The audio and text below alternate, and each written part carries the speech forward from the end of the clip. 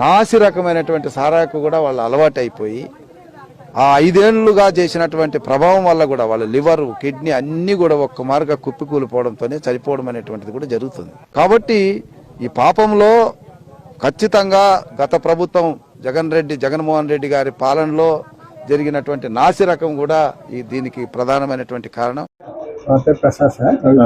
రవి ప్రసాద్ గారా సార్, ఇప్పుడు లోకల్గా నేను కొంతమంది అడిగానండి. నేను 2 సంవత్సరాల ముందు జగన్మోహన్ రెడ్డి గారు ముందు తాగటం వల్ల ఇక్కడ స్థానికులు చనిపోయారని చెప్పేసి ఎమ్మెల్యే గారు వచ్చి చెప్పారంట.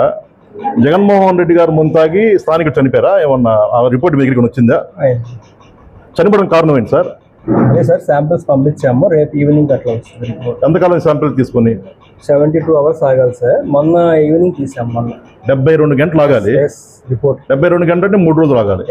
ఇప్పుడు వారం 10 రోజుల క్రితం తీసారు, ఇంకా శాంపిల్స్ రాదని చెబుతున్నట్టు కదా, స్థానికులు చదువుతున్నారు మీకు మాట. మేము చాలా మంది ఇంటర్వ్యూ చేసాము.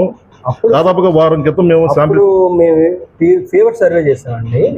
సిడి సర్వే, ఫీవర్ సర్వే అంటే బీపీతో ఎంతమంది ఉన్నారు, షుగర్తో ఎంతమంది ఉన్నారు, ఇట్లా జ్వరాలు ఎంతమందికి ఉన్నాయి, ఓకే, చనిపోయిన ప్రతి ఇంటికి అసలు ఎందుకు చనిపోయారు అని వాళ్ళ దగ్గర రిపోర్ట్స్ చూసుకొని హౌ టు డెత్ అనేసి మేము వెళ్ళాము, ఫీల్డ్కి వెళ్ళాము. అయితే ఇప్పుడు జగన్మోహన్ రెడ్డి గారు ముందుకి ఈ చావులకి సంబంధం అయితే లేదు, అంతే లేదు కదా?